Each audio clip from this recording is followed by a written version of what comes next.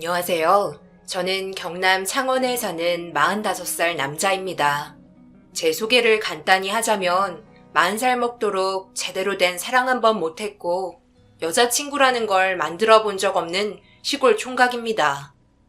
20대 후반부터 아버지가 하는 농사일을 물려받아서 읽었고 지금은 동네에서 알아주는 알부자라는 소리까지 달고 있습니다.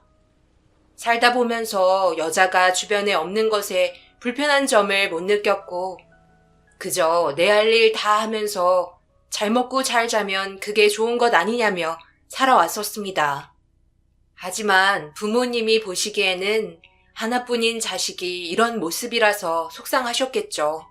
그래도 농사 지으면서 그동안 익혔던 농업 기술 같은 것들을 귀농하시는 분들이나 농사를 지으려는 젊은 사람들에게 전수해주면서 선생님이라는 소리도 듣고 있습니다.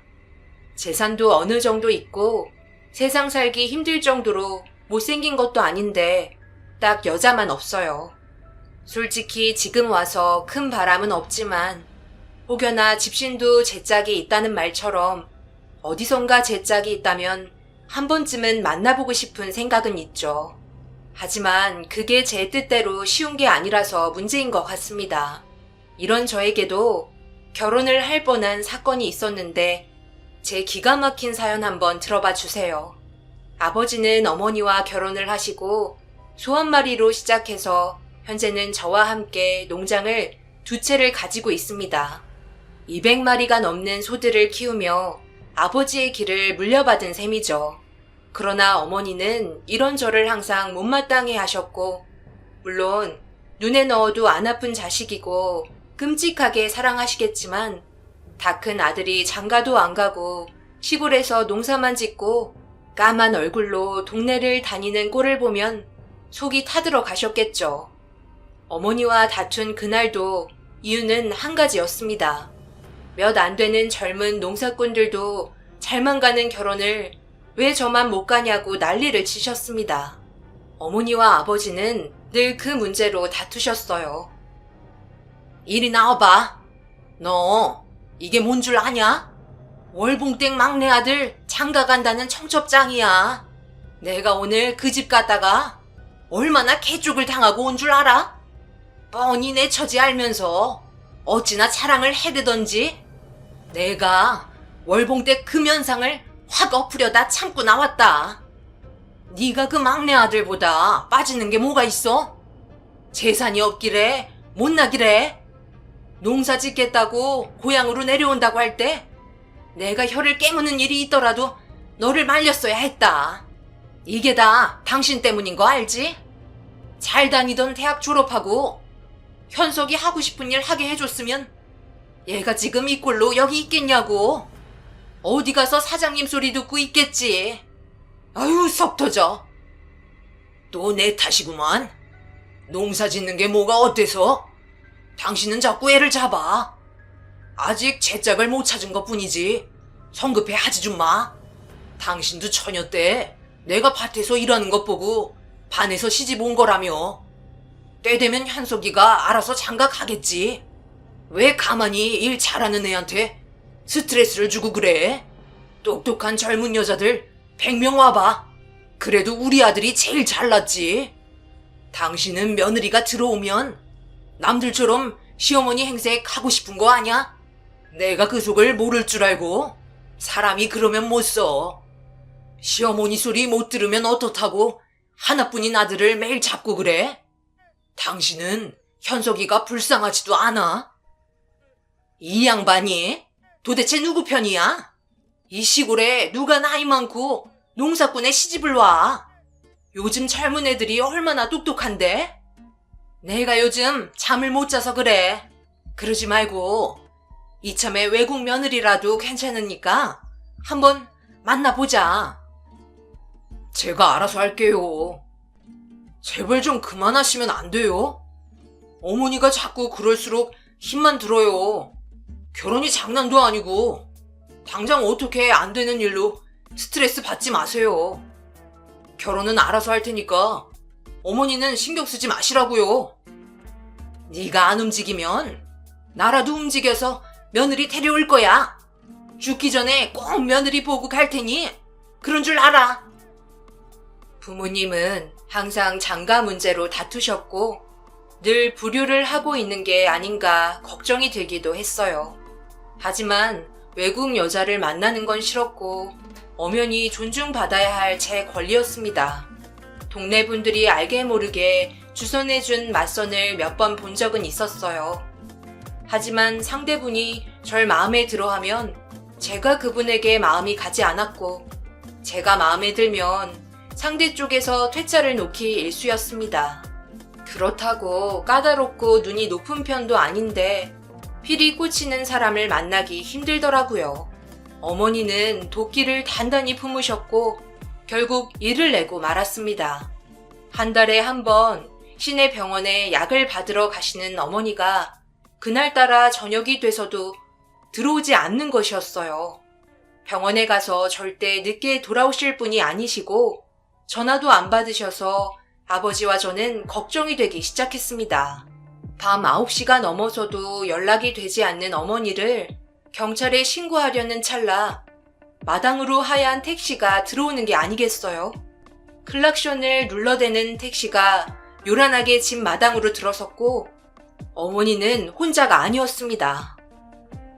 내가 죽기 전에 며느리 본다고 했지? 이 녀석아, 내가 귀한 손님을 모셔왔는데 이렇게 문 앞에만 세워둘 거야?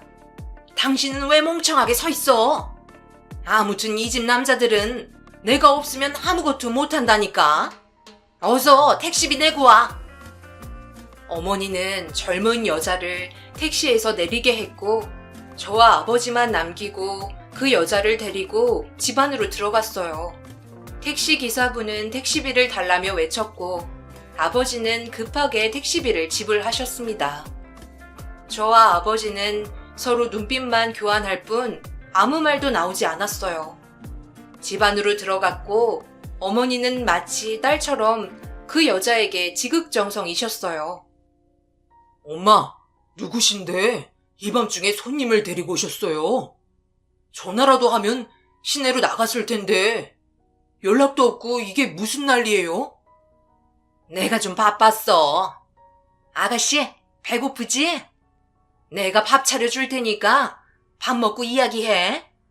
우리가 그렇게 나쁜 사람은 아니야.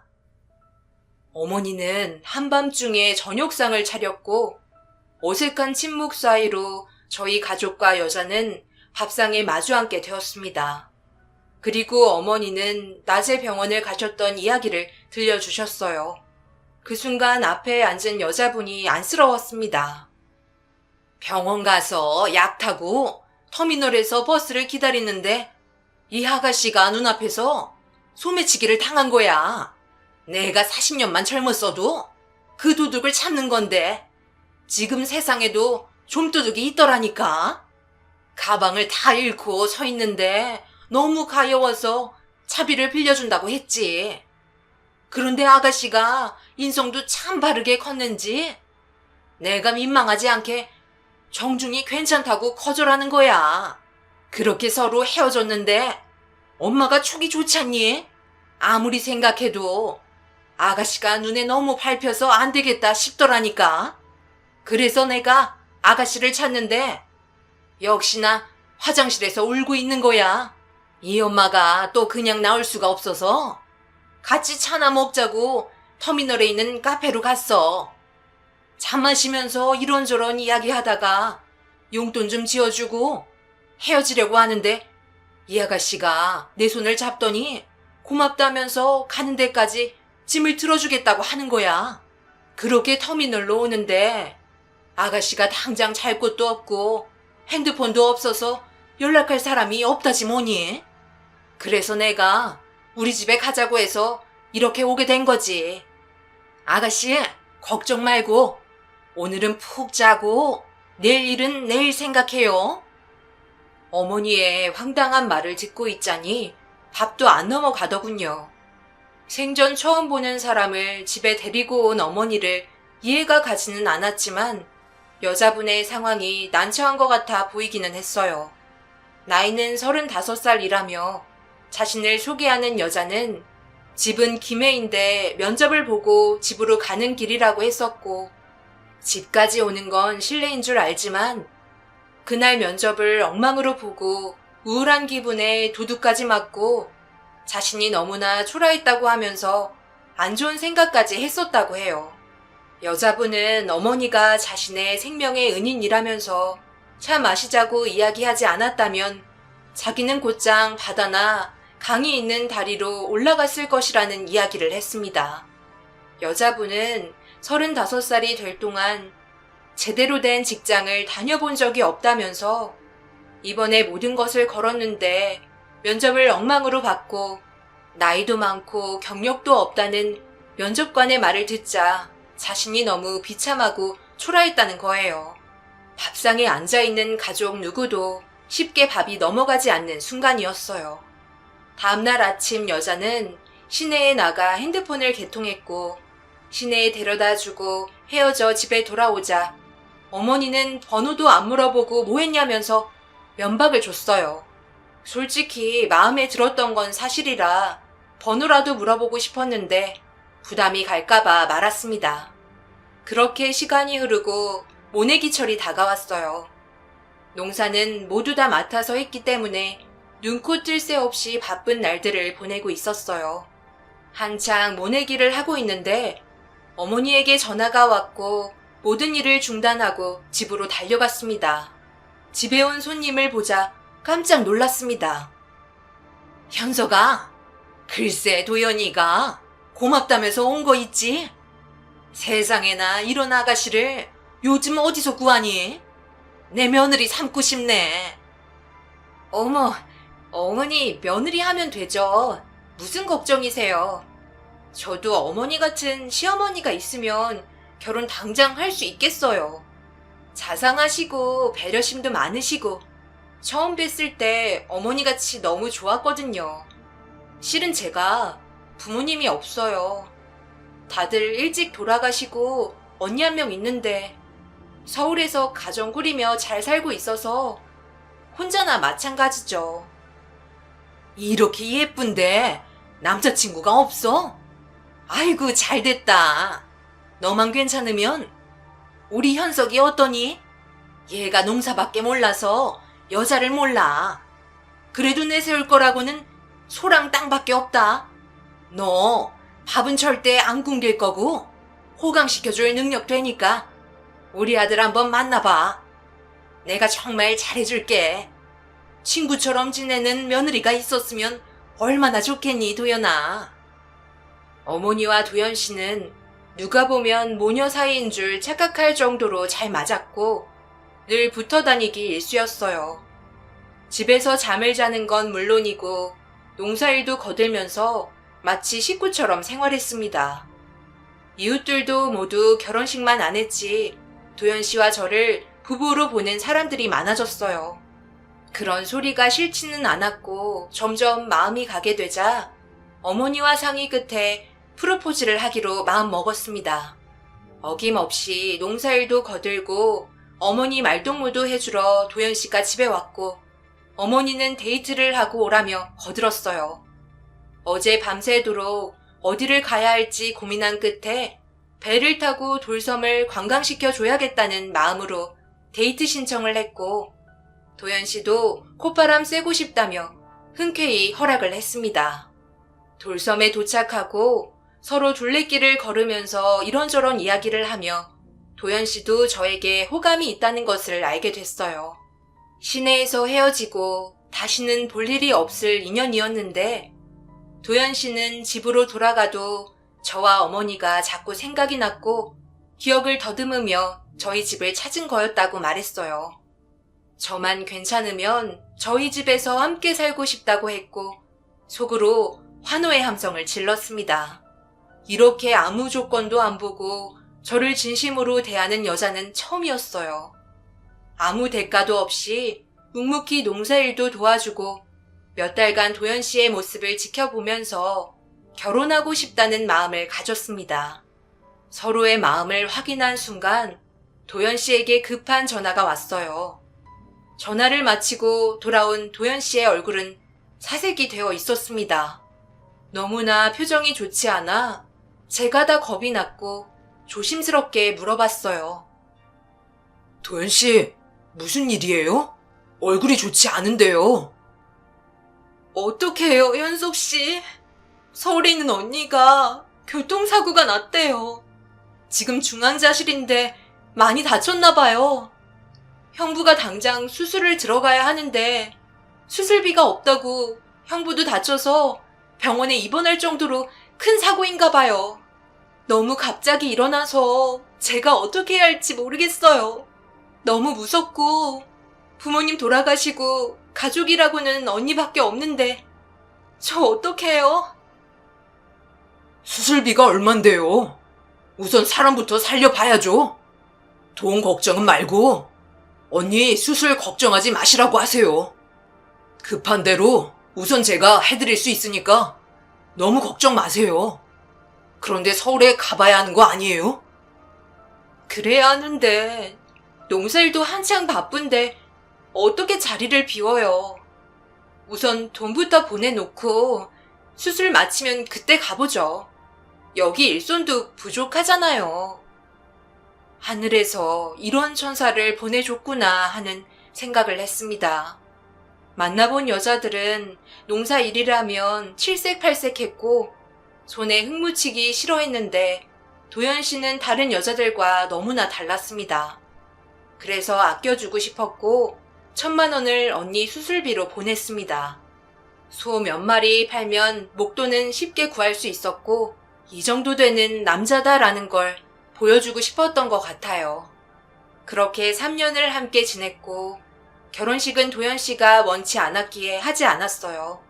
당시 하나뿐인 언니가 병원에 입원해 있었고 자기만 즐겁게 웃으면서 식을 올릴 수 없다고 하더라고요. 동네 피로연으로 식을 대신했죠. 서로 합의하에 혼인신고만 하며 살기로 했어요.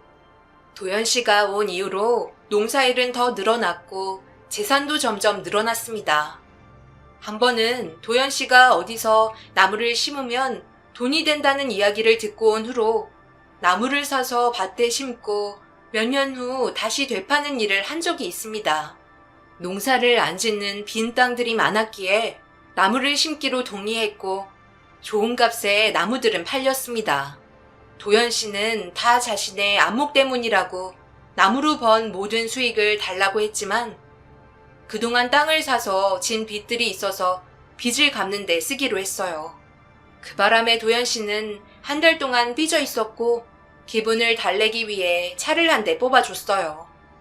시내로 나가려면 하루에 1시간마다 있는 마을버스를 타고 30분을 돌아서 나가야 했지만 차로 가면 15분 안에 시내를 갈 수 있었기 때문에 자신의 차가 생기자 좋아하는 도연 씨를 보니 제 마음도 기뻤습니다.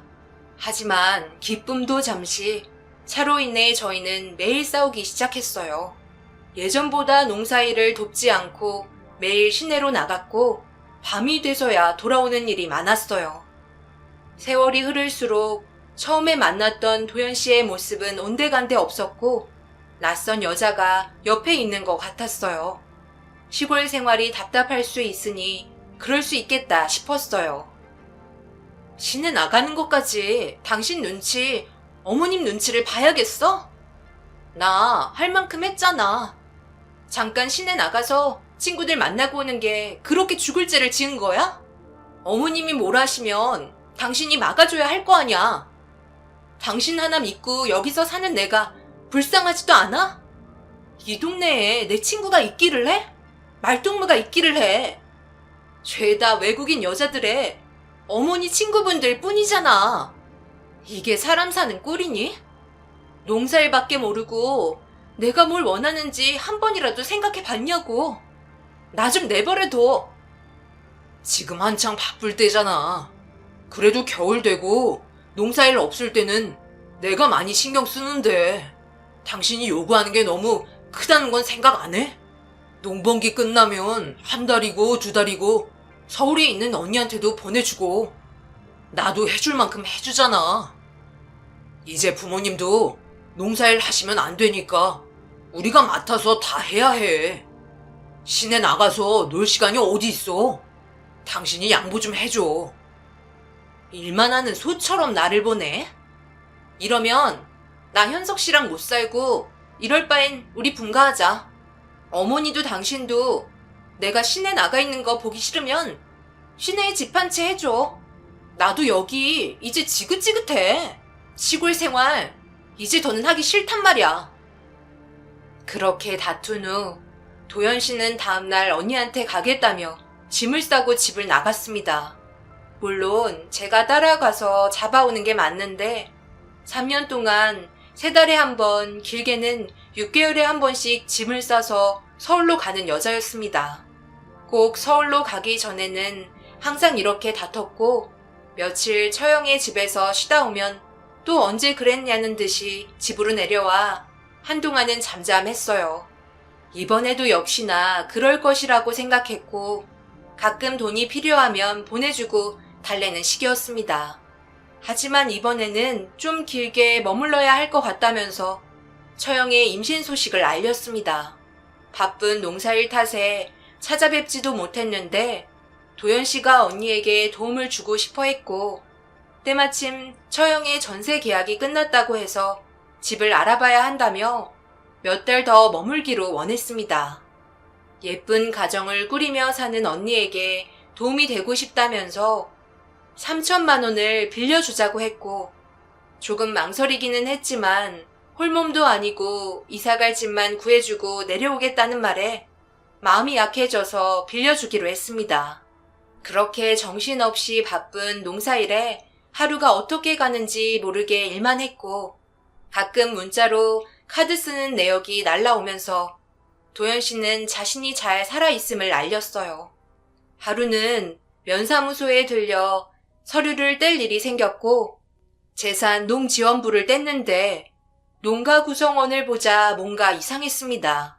세대원 항목에 부모님과 저밖에 없는 것이었고 서류에는 도연 씨의 자리가 비어 있는 것입니다. 농사일로 바쁜 탓에 도연 씨가 도장과 민증을 받아서 혼인신고를 하겠다고 했던 적이 있었어요. 혼자 시청에 가서 혼인신고를 하게 해서 미안해 했던 적이 있었고 당연히 되어 있겠지 했는데 그 사실을 바보같이 2년이 돼서야 알게 되었습니다. 제대로 확인하기 위해 가족관계 증명서를 떼어봤고 역시나 배우자에 도연 씨의 이름이 있어야 하는데 아무도 없었습니다. 심장은 미친 듯이 뛰기 시작했고 당장 전화를 해서 도연 씨에게 따졌습니다. 그런데 돌아오는 답은 너무나 황당했고 앞이 캄캄했습니다. 당신 혼인신고 했어? 내가 서류를 뗄 일이 있어서 지금 면사무소에 왔는데 우리 가족관계 증명서에 왜 당신 이름이 없는 거야? 분명 혼자 가서 혼인신고하고 왔다고 했잖아. 이건 명백한 사기야. 그동안 내가 당신한테 얼마나 잘했는데 어떻게 혼인신고를 안 하고 2년 동안 숨길 수가 있어? 이래놓고 끝까지 숨기려고 한 거야? 당장 집으로 내려와. 누구한테 명령이야? 난 뭐 할 말 없어서 당신 말 다 듣고 있는 줄 알아? 다짜고짜 이게 무슨 억지야? 혼인신고를 안 한 게 뭐가 그렇게 화낼 일이라고 이 난리야. 다 이유가 있어서 그랬겠지. 그리고 미쳤어? 당신 같은 사람하고 혼인신고를 하며 그 깡촌에서 살 여자가 어딨어? 나 하나 됐으니까 3년을 버틴 거야. 당신이랑 살면서 내 인생 허비했으니까 그동안 해줬던 돈은 그 시간으로 퉁쳐. 솔직히 내가 너무 아까운 결혼 아니었어? 나도 어디서 배울 만큼 배웠고 당신한테는 과분한 여자였지. 3년 정도 그런 여자랑 산값 치고는 꽤 괜찮은 거야. 그리고 어디다 소리를 쳐? 소리칠 사람은 나라고. 그 많은 시골 땅 사서 뭐 하려 그러니? 내 명의로 하나만 해달라고 했는데도 콧방귀도 안 꼈으면서 뭘 믿고 당신하고 살겠어. 우리 혼인신고도 안 되어 있고 나 이제 당신이랑 안 살 거니까 그런 줄 알아. 다시는 전화하지 마. 그제서야 이 여자가 날 작정하고 속였구나 알게 됐습니다. 당장 부모님께 뭐라고 알리며 뭘 어떻게 해야 할지 막막했어요. 누구한테 억울하다고 하소연할 수도 없는 일이고 바보같이 제가 당한 것이니까요. 농사일은 잡히지도 않았고 그 여자를 잡아야겠다는 생각이 문득 들었습니다. 도연 씨의 남은 짐들을 뒤져보는데 사진 하나가 서랍에서 나왔어요. 처음 본 남자와 다정하게 찍은 사진이었습니다. 사진을 보니 최근 사진 같았고 남자가 있다는 것을 직감했죠. 부모님께는 처형 집에 당장 다녀오겠다고 안심을 시켰고 내일 아침에 출발하려고 짐을 싸기 시작했습니다. 잠은 오지도 않고 하루빨리 버스 시간이 가까이 오기만을 기다렸어요. 그렇게 날을 꼬박 세고 첫 차를 타고 서울로 향했습니다. 대중교통으로 5시간 반을 달려야 하는 먼 길이지만 당장 그 여자를 만나면 뭘 어떻게 해야 할지 머리가 복잡했습니다. 손에는 처형한테 농산물이나 쌀을 보낸다며 적어놓은 택배 보냈던 주소가 들려 있었어요. 우선은 그 주소로 가보기로 했습니다. 처형의 집이라고 한 곳은 이미 이사를 갔는지 아무리 배를 눌러봐도 대답하는 사람이 없었고 몇 시간을 계단 앞에서 기다리고 있는데 옆집 아줌마를 만나고 이 집에 부부가 사는 것 같은데 얼마 전에 이사를 갔다는 말을 듣게 됐습니다. 분명 도연 씨와 내연남이었을 테고 피가 거꾸로 흐르는 기분이라는 말뜻을 알겠더라고요. 이제 어디서 그 여자를 찾아야 할지 막막했습니다. 갖다 바친 돈이 아깝기도 했고 앞으로 상처를 안고 사실 부모님을 생각하니 면목이 없었습니다. 큰 욕심 없이 아들 하나 잘 사는 것 그거 하나 보고 싶으신 분들이었는데 이렇게 배신을 때리다뇨. 분노가 하늘을 찔렀습니다. 이렇게 빈손으로 돌아갈 수는 없어서 근처 모텔을 일주일 잡고 그 여자를 찾기로 했어요. 전화를 해도 받지를 않고 혹시나 하는 마음에 핸드폰 가게에 가서 위치 추적 같은 걸 할 수 있느냐고 물어봤죠. 당연히 될 일이 없었고 그때 문자 하나가 날라왔습니다. 카드 사용 문자였고 강남의 한 미용실이었어요. 그 여자는 습관적으로 제 카드를 썼고 경황이 없던 저는 카드를 정지시킨다는 걸 깜빡했습니다. 결국 그 여자의 덜미가 잡혔고 당장 잡으러 갔습니다. 미용실을 찾아 들어가서 여자의 사진을 보여주자 이곳 단골이라며 가끔 온다는 말을 들었습니다. 떨리는 마음으로 직원에게 사은품 받아가시라는 고객 문자를 보내달라고 부탁을 했어요. 돈을 주자 크게 어려운 일이 아니라며 직원은 성의 있게 문자를 보냈습니다. 그리고 오늘까지가 마지막 행사라는 말도 남겨달라 했고 여자가 당장 올 수밖에 없는 문자를 보냈습니다. 미용실 건너편에 편의점 간이 의자에 앉아 기다렸어요. 한참을 기다리는데 만삭의 산모가 눈에 들어왔고 시골에 있는 출산을 기다리는 암소가 생각이 났습니다. 따로 수의사를 부르지 않고 제가 출산하는 소들의 새끼를 다 받았던 터라 곧 출산할 소 때문이라도 하루빨리 그 여자를 잡아 시골로 내려가야 했습니다. 그런데 산모가 가던 길을 멈추고 갑자기 배를 움켜잡는 게 아니겠어요? 다리를 보니 젖어 있었고 양수가 터진 듯 보였어요. 도와줘야 할지 말지 망설이는데 아무도 산모를 도와주려는 사람들이 없었고 그때 미용실로 들어가는 여자를 발견했습니다. 산모를 두고 미용실로 들어가려는데 소리를 지르며 산모가 길거리에 주저앉고 말았어요. 그 모습을 본 순간 여자를 잡는 것보다 우선 이 산모를 도와줘야겠다는 생각이 컸고 주변 사람들에게 신고를 부탁하고 산모를 부축했습니다. 진통이 시작됐는지 산모는 제 머리를 잡고 소리를 질렀고 멀리서 그 광경을 보고 있는 여자와 눈이 마주쳤습니다. 여자는 저를 보고 손에 든 사은품을 떨어뜨리고 도망쳤어요. 제정신이 아닌 산모처럼 저 또한 제정신이 아니었고 어떻게 산모를 따라 병원까지 오게 됐는지 기억도 나지 않았어요. 산모는 분만실로 들어갔고 병원 측은 제가 남편인 줄 알고 대기하라고 했습니다. 산모 가방을 보니 핸드폰이 있어서 남편에게 전화를 걸었어요. 놀란 상대방은 당장 병원으로 가겠다 했고 얼핏 오빠 가지마라는 소리를 들었습니다. 속으로 든 생각이 이 집도 고달프겠구나라는 생각이 들었고 산모와 아이가 불쌍했어요. 나 같으면 임신한 아내를 두고 절대 바람 같은 건 피지 않을 텐데 왜 연인이나 부부 사이에는 꼭 한쪽의 피해자가 나와야 하는 건지 씁쓸했습니다. 화목하게 잘 사는 사람들도 있겠지만 고통의 소리를 내고 있는 분만실의 저 여자와 제가 별반 다르지 않는 피해자 같았어요. 이런저런 생각을 하다 보니 남편이라는 사람이 왔습니다. 멀쩡하게 생겨놓고는 바람을 피다니 그렇게 살지 말라고 말해주고 싶었지만 꾹 참았어요. 남자는 저에게 너무나 감사하다며 어떻게 살해를 해야 할지 고개만 몇 번을 숙였습니다. 괜찮다고 아내분에게 제발 잘해주시라는 말을 하고 허탈한 마음으로 뒤를 돌아서는데 그렇게 찾아 헤매던 여자가 제 앞으로 걸어오는 게 아니겠어요? 저도 모르게 뒤를 돌아 얼굴을 가렸습니다. 오빠, 그렇게 가면 어떡해? 호텔방에서 혼자 있는 거 싫다 했잖아. 병원은 왜 온 거야? 어디 아픈 거야? 그렇다고 날 두고 가면 어떡해? 나 방금 누구 만났는지 알기나 해?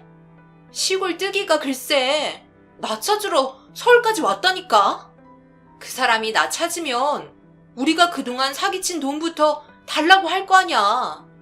빨리 이 사람 도장이랑 민증으로 집부터 사야 하는데 그 안에 나 잡히면 우리 계획 다 물거품으로 사라져. 내가 이 짓을 왜 하는지 알지? 당신이랑 살려고 그러는 거잖아. 하루빨리 당신이랑 결혼해서 가정 꾸리고 싶단 말이야. 근데 왜 자꾸만 피하는 거야? 넌 지금 이 상황을 보고도 모르니? 오늘 내가 너 보러 가려고 했던 건 우리 사이 끝내려고 한 거잖아. 그 돈 몇 푼 가져와서는 나도 이제 네 비유 맞춰주기 힘들다. 내가 형부 노릇하느라 얼마나 힘들었는 줄 알아? 그리고 여기 무슨 병원인지 모르겠어? 산부인과잖아. 지금 저 안에서 내 와이프랑 아이가 있다고. 이제 네 갈 길 가라. 그동안 즐거웠고 너도 쿨한 게 좋다며. 우리 쿨하게 헤어지자. 같이 즐겨놓고 나보고 책임지라 하지 말고. 뭐야, 유부남이었어? 그동안 날 감쪽같이 속인 거야? 이 나쁜 자식아. 어떻게 네가 나를 속일 수가 있니? 내가 그동안 너한테 마음 주고 몸 주고 돈 주고 한 게 얼만데 어떻게 감쪽같이 나를 속일 수가 있어? 버르지만도 못한 놈아. 내 인생 책임져, 이 나쁜 놈아. 나는 이제 어떻게 살라고? 네 마누라한테 다 말할 거야. 내가 나 혼자만 당할 줄 알아? 그래서 너는 안 돼. 와이프가 이 사실 다 알고 나 용서해 준 거야. 내가 잠시 미쳤고 오늘 다 끝내려고 만난 거였어. 네가 아무리 와이프를 만나고 우리 가족을 깨려 해도 소용없어. 난 이제 정신 차렸고 앞으로 평생을 내 와이프랑 아이만 보면서 살 거야. 그냥 장난에 불과했다고. 와이프도 마음에 준비하고 있다고 했어. 우리 와이프는 이런 사람이야. 너는 발끝도 못 쫓아와. 그리고 이분 아니었으면 와이프랑 아이랑 길에서 어떻게 됐을지도 몰라. 정말 다시 한번 감사드립니다, 선생님. 남자는 또 한 번 정중하게 인사를 했고 그 모습을 본 여자는 기겁을 했습니다. 제가 이곳에 있을 거라고는 상상도 못했을 테니까요. 그 여자의 정체를 알았고 역으로 내연남에게 사기를 당한 거니 이런 상황이야말로 자업자득인 걸까요? 여자를 보자마자 할 말도 정리할 것도 많았는데 모든 것을 눈앞에서 보니 이 여자가 너무나 한심했습니다.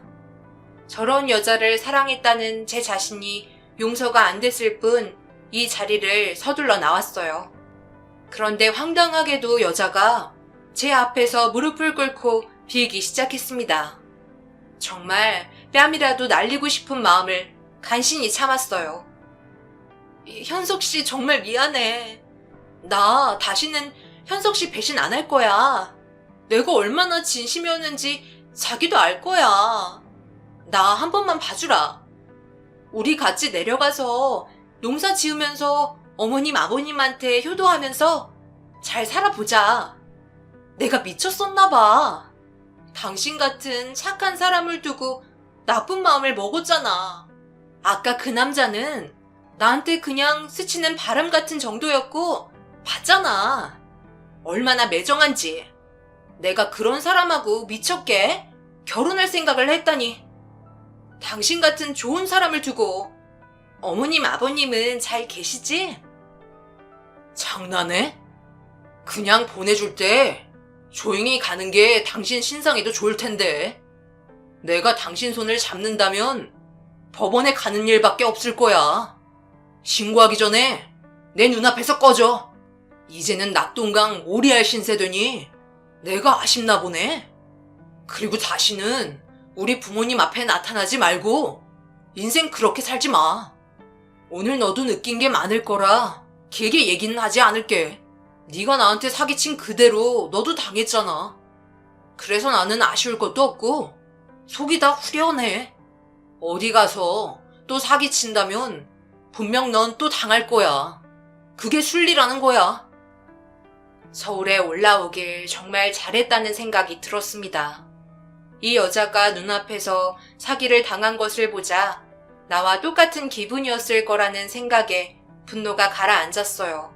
신고를 안 한 건 지금도 후회는 하지 않습니다. 신고를 해서 떼인 돈을 받으면 얼마나 받겠어요. 저와 제 부모님이 받은 상처는 그 돈으로도 치유가 되지 않을 텐데요. 계속 얽히는 게 싫었고 서울에서 경남 마산까지 가는 5시간 반의 시간 동안 모든 걸 다 잊고 새로운 마음가짐으로 다시 시작하고 싶었습니다. 그렇게 생각하니 시골로 내려가는 버스 안이 처음 서울로 가는 시간보다 빨리 느껴졌고 마음이 한결 가벼웠습니다. 처음에 사연을 올릴까 말까 혼자 고민을 많이 했어요. 치부를 공개하는 것 같았기 때문이에요.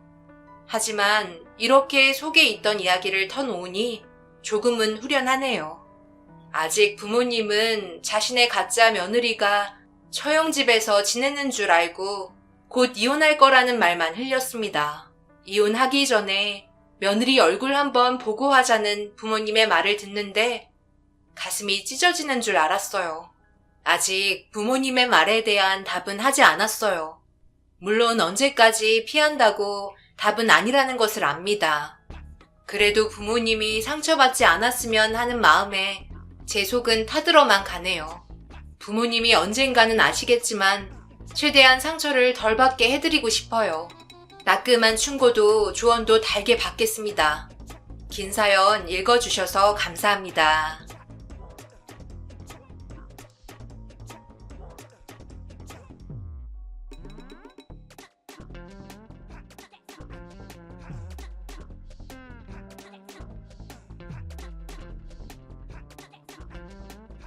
안녕하세요. 제가 오늘 사연을 신청하게 된 이유는 시댁 집안과의 문제가 걷잡을 수 없이 너무 커져서 앞으로의 일들을 어떻게 처리해야 될지 몰라 고민들을 풀어놓게 되었습니다. 많은 분들께서 제 사연을 들어주시고 의견을 주시면 정말 많은 도움이 될 것 같습니다. 현재 저는 간 이식으로 인해 통원 치료를 다니고 있는 중입니다.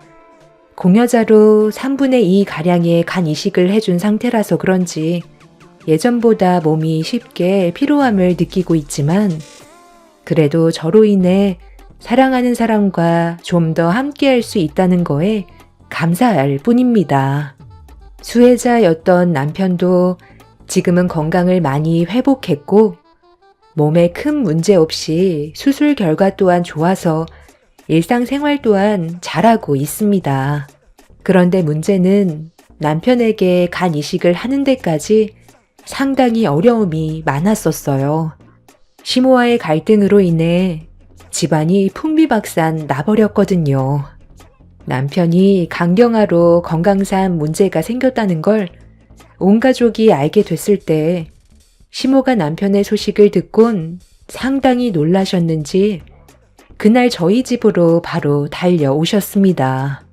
그런데 남편이 간경화로 몸에 문제가 생긴 이유가 앞뒤 다 자르고 저 때문이라며 당장 남편을 살려내라고 화를 냈어요. 가족들 모두 당황해서는 시모를 진정시키려 했지만 이미 이성을 잃어버리셨는지 막말을 거침없이 뱉었습니다. 제가 왜 욕을 먹어야 하는지 전혀 납득을 할 수 없었던 터라 이유를 여쭤본 순간 어이가 없어서 할 말을 잃어버렸었죠.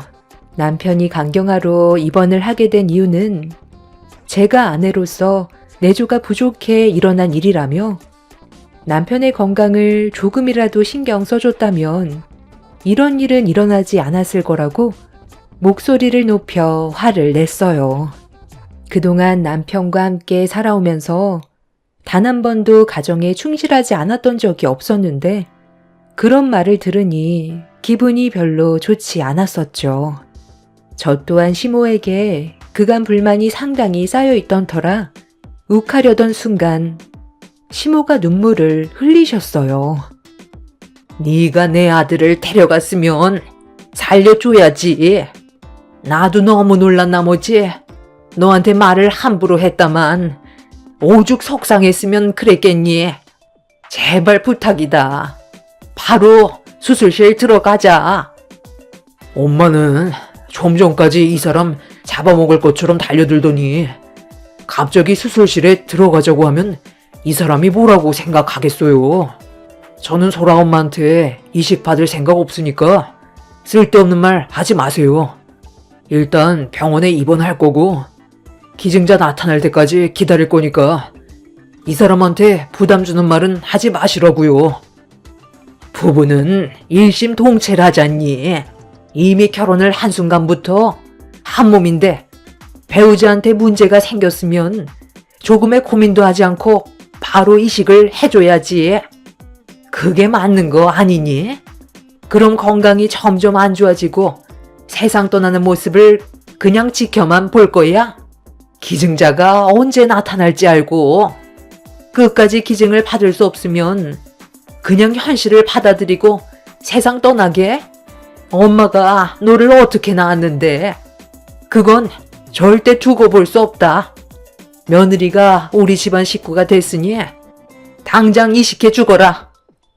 형님이 고민하는 거 보니까 저는 딱 알겠는데요. 아주버님 세상 떠나게 하고 재산 전부 가로채려는 거 제가 모를 줄 알아요? 왜 그렇게 쳐다보세요? 제 말이 틀렸어요? 만약 제가 형님 입장이었다면 조금도 고민하지 않고 바로 이식해 줬을 것 같은데 저한테 들킨 것 같아서 머릿속이 복잡하죠? 뭐라고? 동서 지금 말 다 했어? 내 입장이 어떤지도 모르면서 동서가 뭔데 나를 함부로 판단하고 그런 말을 하는 건데 재산을 전부 가로채려 한다고? 정말 정신 나갔구나. 안 그래도 힘든데 동서까지 화를 더 키우는 거야? 쓸데없는 말 할 거면 어머님 모시고 그만 나가주지 그래.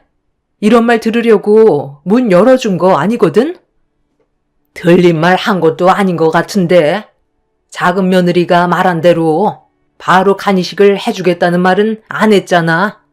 고민을 한다는 건 내 아들을 그만큼 사랑하지 않는다는 거고 혼자서 재산 전부를 차지하려고 그런 거 아니야? 그게 아니라면 왜 간이식을 바로 해주지 않겠다는 건데? 무슨 생각을 가지고 있는지 말을 해보라니까. 왜 어머님 입장에서만 생각을 하시는데요? 저희 부모님한테는 아직 말도 꺼내지 못했어요. 제가 이 사람한테 간이식을 해준다고 하면 어떤 말이 나올지 뻔히 알고 있는데 부모님 마음에 상처까지 주면서 이를 강행할 수는 없는 거잖아요. 이런 말을 듣게 될 거라곤 정말 상상도 못했는데 진짜 너무하시네요. 남편의 건강에 문제가 생겨 힘든 상황인 거 뻔히 알면서도 저한테 상처되는 말을 거침없이 뱉어댄 시모와 동서 때문에 기분이 좋지 않아 그날 처음으로 가족들 앞에서 목소리를 크게 높이며 당장 나가달라고 화를 냈어요. 그렇게 좋지 않은 감정은 좀처럼 풀리지 않았고 남편이 입원을 하게 되면서 저희 부모님께서도 남편이 간경화로 몸 상태가 좋지 않다는 걸 알게 되셨어요. 좋아질 수 있을 거라는 희망을 주신 부모님과 좋은 대화를 주고받고 있었는데 하필 그 타이밍에 시댁 식구들이 남편이 입원했다는 소식에 병실로 찾아오게 되면서 다시 한번 얼굴을 마주하게 되었습니다. 저는 시모의 얼굴을 보자마자 기분이 좋지 않았었죠. 아이고 사돈, 이게 얼마만입니까? 서로 바쁘다 보니 시간을 자주 낼 수가 없어서 소식만 듣고 있었는데 몸 건강히 잘 지내고 계셨나 봐요. 얼굴에 광이 나시네요. 제 아들은 간에 문제가 생겨서 얼굴이 노랗게 떠버렸는데 기증자도 언제 나올지 몰라 요즘 저도 밥 한 숟갈 뜨지 못하고 사는 게 말도 아닙니다. 네, 자식이 아픈 게 제일 힘들죠. 분명 기증자가 나올 거니 너무 걱정하지 마시고 좋게 생각하시는 게 모두의 건강을 위한 길이라고 생각합니다. 부정적인 생각보다는 희망을 가지는 게 좋지 않겠어요? 가족들이 몸 관리를 잘해야 진서방도 챙겨줄 수 있죠. 의사 말로는 아직 시간이 있으니까 기다리다 보면 좋은 소식이 올 거라 했으니 너무 걱정하지 마세요. 제 딸도 옆에서 최선을 다하고 있으니 가족들이 관심만 가져준다면 충분히 이겨낼 수 있을 거라 생각합니다. 자기 자식 아니라고 말 참 쉽게 하시네요.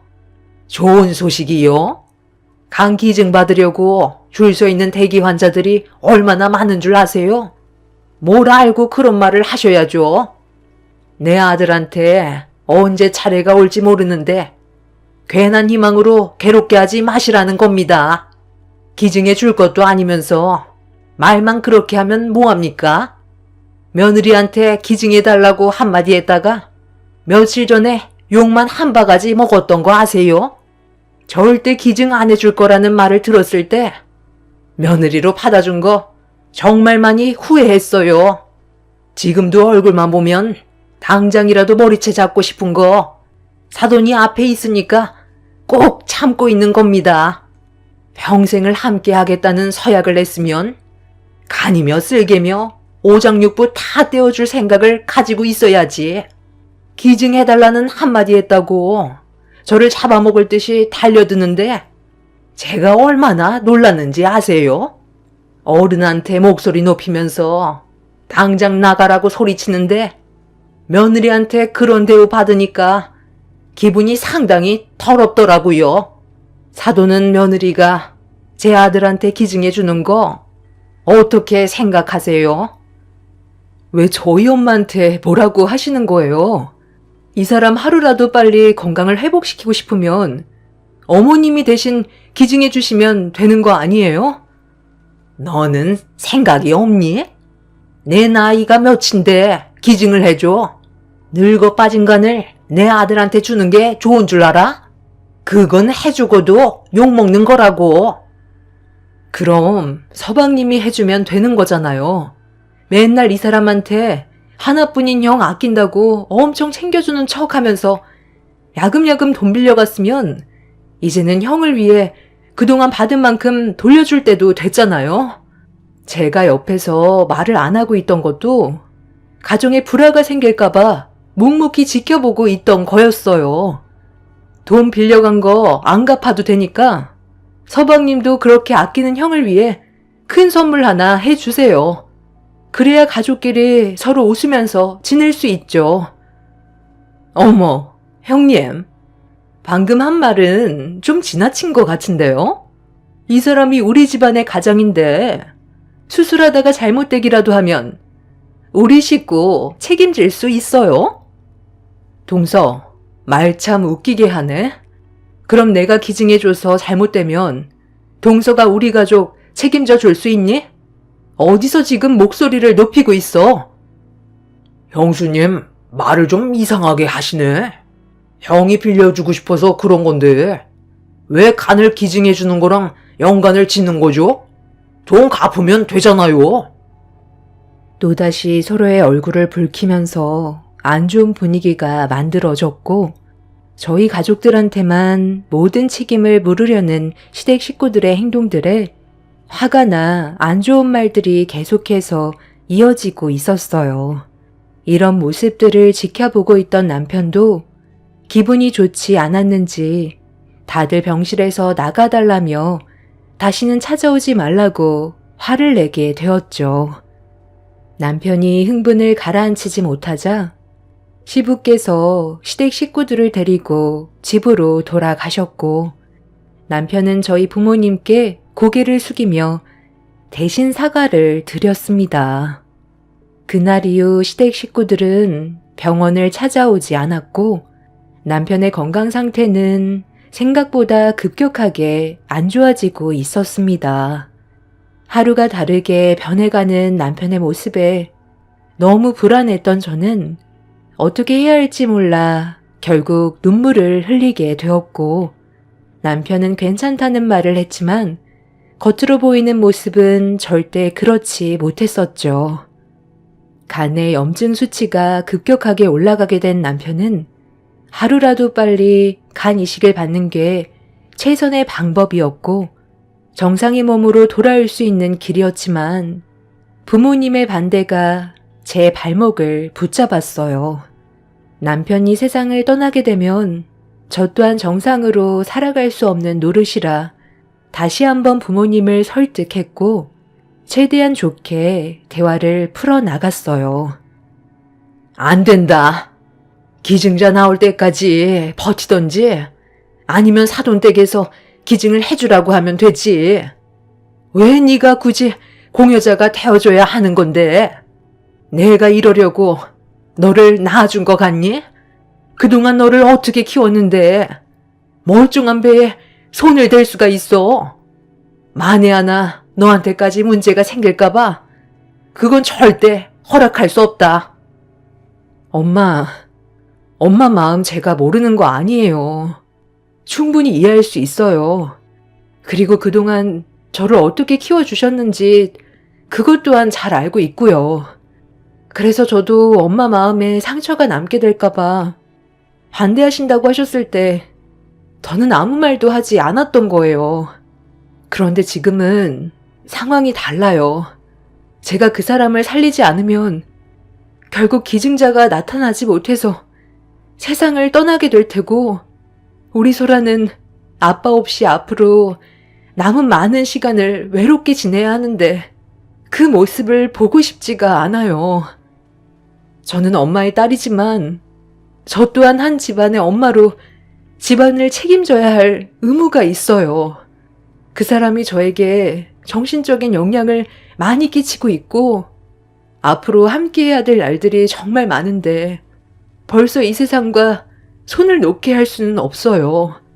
제가 진심으로 사랑하는 사람이고 평생을 함께하고 싶은데 힘들어하는 모습을 보고 있으면 제 마음이 찢어질 정도로 너무 아파요. 엄마도 아빠가 간경화로 쓰러지게 되면 이식해 주실 거잖아요. 그냥 모른 척하고 손 놓고 있으실 거예요? 그거랑은 다른 거잖아. 너는 내 자식인데 어떻게 엄마 아빠랑 비교를 할 수가 있어? 엄마가 이렇게 두 눈 뜨고 살아있는데 진서방 때문에 온전한 몸에 상처를 내야 한다는 게 얼마나 마음 아픈 일인지 아니? 간 이식을 해주다가 후유증 때문에 힘들어하는 사람도 정말 많다고 하더라.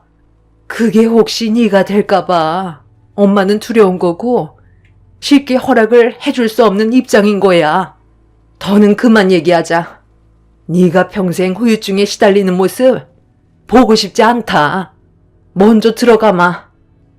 엄마는 끝내 허락을 해주지 않으셨어요. 그렇게 방으로 들어가려 하시는데 아빠도 아무 말도 하지 못하시고 엄마의 뒤를 따라 들어가려 하셨습니다. 부모님 허락 없이 남편한테 간을 기증해 주겠다고 밀어붙이는 건 부모님의 마음에 대못을 박는 거나 다름없기 때문에 독단적인 행동은 하고 싶지 않았어요. 남편한테 기증을 해주고 싶은 마음은 이미 결정이 내려졌었지만 부모님께서 허락을 해주지 않는다면 저도 아무것도 할 수가 없었습니다.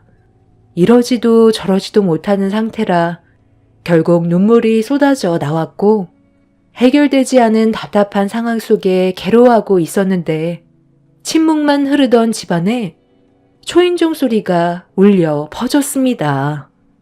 인터폰을 보니 시모가 저희 부모님 집에 찾아오셨고 현관문을 열어드리니 어색한 미소와 함께 제가 친정에 있을 거라곤 생각하지 못하셨는지 조심스럽게 들어오셨어요. 연락도 없이 저희 부모님 집엔 왜 오신 거예요? 지금 집안 분위기가 별로 좋지 않아서 대화하기 힘들 것 같은데 나중에 다시 오시던지 따로 연락 주시면 안 될까요? 아니다. 여기까지 오셨는데 돌아가시라고 하는 것도 예의가 아니지. 오늘은 저희도 오랜 시간을 내어드릴 수 없어서 용건만 간단히 해주셨으면 좋겠네요. 제가 여기까지 왜 찾아왔는지는 사돈도 잘 알고 계실 텐데요. 제 아들 몸이 급격하게 안 좋아졌다고 하는데 할 수 있는 게 아무것도 없다는 현실이 너무 답답해서 찾아왔습니다. 돈이 아무리 많아봤자 할 수 있는 게 없더라고요. 기증은 절차대로 움직여야 되다 보니 제 아들도 차례를 기다려야 되는데 이러다 오래 버티지 못하고 세상을 떠나게 될까봐 너무 불안하기만 합니다. 원하시는 거 있으면 다 말씀하세요. 전부 드리도록 하겠습니다. 그러니 제발 며느리가 제 아들한테 이식을 해줄 수 있게 허락해 주시면 안 될까요? 논현동에 118억 상가 하나 있는데 간이식만 해준다면 바로 드리도록 할게요. 자식이 세상 떠나기 일보 직전인데 가지고 있는 재산이 뭐가 필요하겠어요. 저도 폐 아파 낳은 자식이고 먼저 눈을 감는 모습은 보고 싶지가 않습니다. 어려운 결정이시겠지만 둘이 진심으로 사랑하고 있고 앞으로 함께 살아갈 날이 많은데 배우자를 잃게 되면 얼마나 마음이 아프겠어요.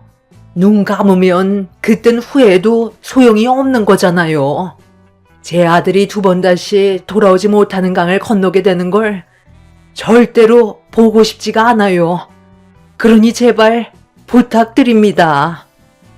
시모의 눈에서 처음으로 눈물을 흘리는 모습을 보게 됐어요. 그리고 병실에서 안 좋은 대화가 오고 갔던 거에 대해서 진심으로 용서를 구하며 무릎까지 꿇으셨습니다. 엄마도 같은 부모로서 마음이 안 좋으셨는지 혼란스러워 하셨지만 기증을 허락해 주겠다는 말은 차마 입 밖으로 꺼내지 못하셨습니다.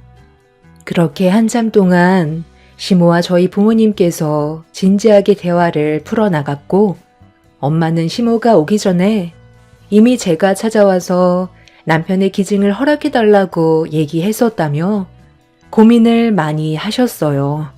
시모는 진심을 다해 저희 부모님께 간절하게 부탁을 드렸고 저 또한 남편의 생사가 달린 문제라 허락해달라고 부탁드렸습니다. 결국 엄마는 눈물을 흘리시면서 간 기증을 허락하게 되셨고 시모는 저희 부모님께 넙죽 엎드리며 감사의 눈물을 흘리셨어요. 그리고 저는 남편의 건강을 되찾기 위해 며칠간 검사를 진행했고 제 간을 남편에게 떼어주게 되었죠. 다행히 저와 남편은 둘 다 수술 결과가 정말 좋았었고, 걱정이 많으셨던 부모님께서도 안도의 한숨을 내쉬면서 눈물을 흘리셨어요. 남편은 저희 부모님께 정말 감사하다면서 제 손을 잡더니 앞으로 열심히 살아가겠다며 그동안 마음고생이 심했는지 오열을 했어요. 그렇게 하루가 다르게 회복을 하던 남편은 여러 가지 검사와 함께 간이 정상적인 기능을 하는지 지켜보며 또 다른 후유증이 갑자기 나올 수도 있다는 의사의 말에 안정을 되찾을 때까지 병원에 입원을 했고, 저도 며칠 동안 입원을 하면서 몸 상태를 체크하며 함께 병원 생활을 했었어요. 수술 결과가 좋았다는 소식에 온 가족이 병실에 찾아와 과거에 안 좋았던 기억은 전부 잊어버리고 좋은 말만 해주고 있었는데, 동서와 서방님이 병실 문을 열며 들어왔어요.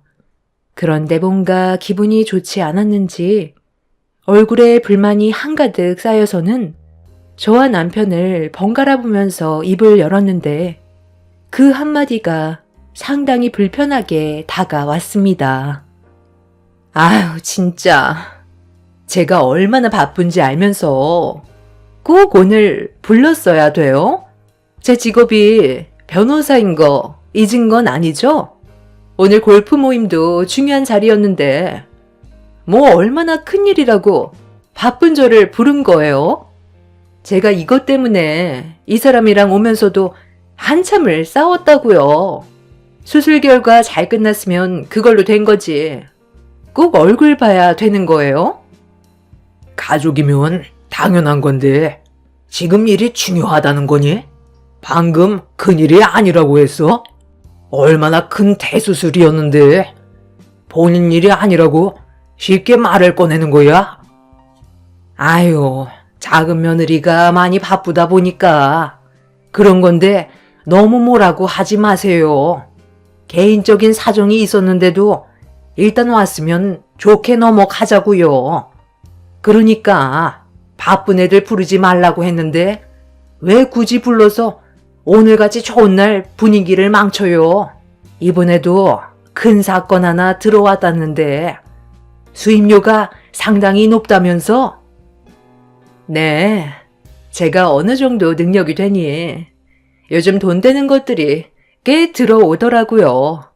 일만 잘 처리해주면 추가적으로 더 챙겨준다고까지 했는데, 이번 일 끝나면 어머님 저랑 같이 해외여행 가실래요? 주말마다 골프 모임 다니는 것도 다 좋은 건수 하나 잡으려고 발품 파는 건데 아버님이 하필 오늘 초를 치셔가지고 다 된 밥에 재를 뿌리셨다니까요. 잘난 며느리 두셨으면 이해도 해주실 줄 아셔야지. 앞뒤 꽉 막히셔서 무조건 병원부터 오라고 하시는 게 맞는 거예요? 얼굴 봤으니까 이제 됐죠? 그럼 저희는 바빠서 이만 나가 볼게요.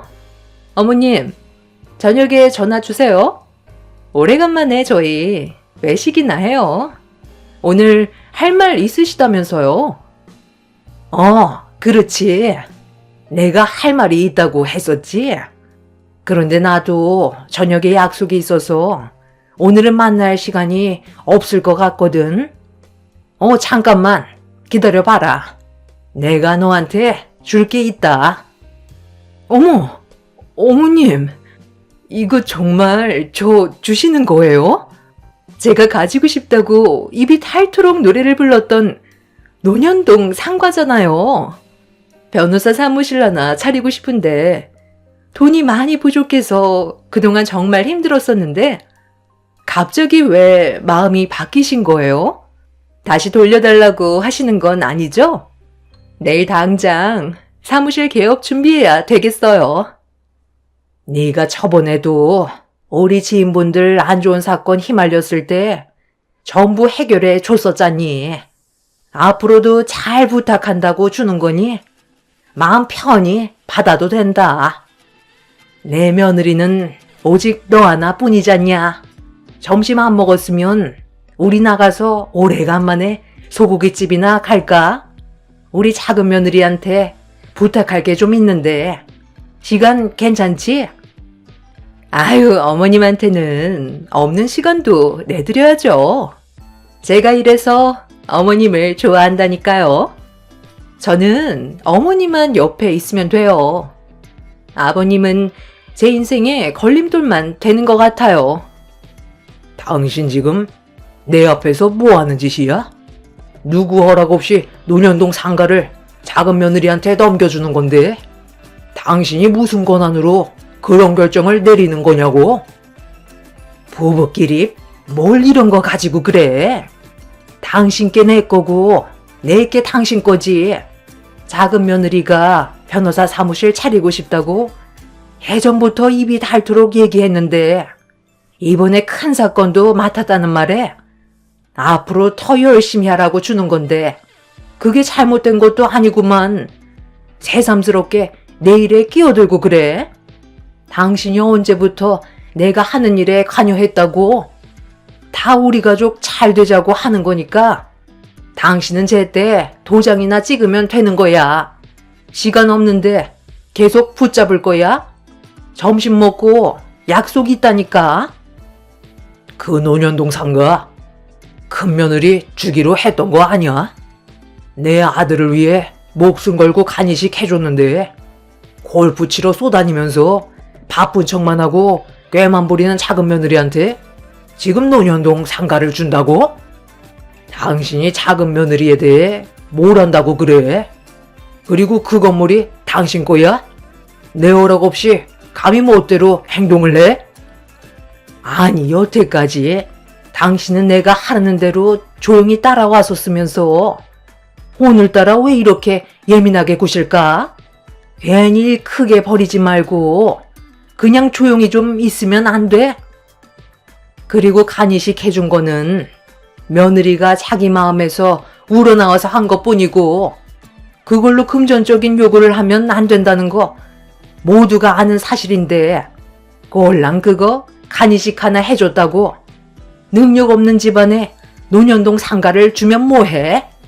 아무것도 하지도 못할 텐데 제대로 쓸 수 있는 우리 막내 며느리한테 줘야 되는 거라고. 지금 이 시간부로 내가 가진 모든 것들에 손가락 하나 까딱하지 마. 알겠어?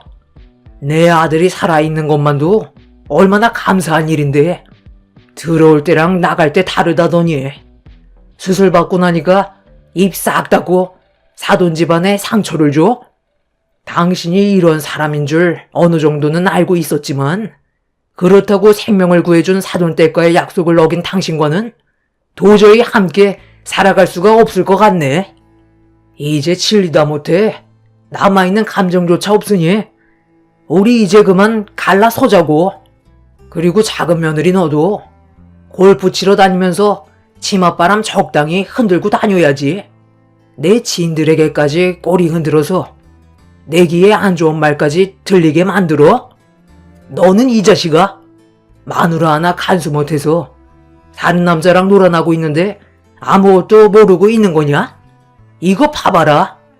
며칠 전에 골프장에서 찍힌 사진들이다. 저희 가족은 무언가를 바라고 남편한테 간을 이식해 준 건 아니었지만 시모가 제 앞에서 며느리는 동서 하나뿐이라는 말을 했을 때 가슴이 철렁 내려앉았었는데 저희 부모님께 상가를 주겠다고 눈물까지 흘려놓고 부모님 앞에서 동서한테 상가를 주겠다고 했을 때 솔직히 기분이 좋지 않았었어요. 그런데 시부께서 동서가 손에 쥐고 있던 상가 서류를 다시 되돌려 받은 뒤 예상치 못한 말들을 꺼내 놓으셨고 시동생은 동서가 골프장에서 바람 피우고 있었던 현장이 찍힌 사진을 시부에게 건네 받은 순간 그 자리에서 얼음이 되어버려 집안은 한바탕 난리가 나게 되었죠. 동서 말로는 비즈니스라곤 했지만 누가 봐도 바람 피우는 현장이었고 시모도 예상치 못한 상황이 발생이 되자 시부에게 슬슬 기기 시작했어요. 하지만 좀 전에 시부가 말씀하신 대로 들어올 때와 나갈 때 다르다고 저희 가족을 또다시 무시한 시모의 행동들은 용서해주고 싶지 않았습니다. 사람 목숨 가지고 장난치는 시모한테 온갖 정이 다 떨어져 버렸었죠. 결국 그날 시모는 시부에게 이혼만큼은 안 된다고 했지만 시부 또한 그동안 많이 참아오셨는지 시모에게 전혀 기회를 주지 않았습니다. 그날 이후 시부는 시모와 현재 이혼 소송 중이고 시동생도 동서의 바람 때문에 이혼 소송을 준비 중에 있어요. 이런 안 좋은 상황을 바로잡기 위해 시모는 현재 저희 부모님께 또다시 용서를 구하시는 중입니다. 하지만 이미 많은 상처를 받으셔서 그런지 전혀 받아줄 마음이 없으신 것 같아요. 시부는 남편한테 상가를 넘겨주셨지만 기분이 좋지는 않습니다. 시모는 또다시 제 앞에서 거짓된 눈물을 흘리면서 늙은 나이에 갈 데가 어디 있냐고 저보고 시부를 설득해 달라고 했지만 저 또한 그럴 마음은 전혀 없습니다. 시부의 결정을 제가 어떻게 할 수 있는 건 아니니까요. 하루가 멀다 하고 찾아와 눈물로 호소하는 시모가 참 안타깝습니다. 현재 저와 남편의 건강은 많이 좋아졌지만 시모와의 연을 끊어내도 계속 접근할 것 같아 어떻게 해야 할지 잘 모르겠어요. 그냥 모른 척 하는 게 답이겠죠? 앞으로 남은 인생 남편과 함께 좋은 추억 많이 만들며 살고 싶어요. 저로 인해 다시 새 삶을 살게 된 남편이 오래오래 건강했으면 좋겠어요. 제 사연 들어주신 모든 분들 항상 건강 유의하세요. 감사합니다.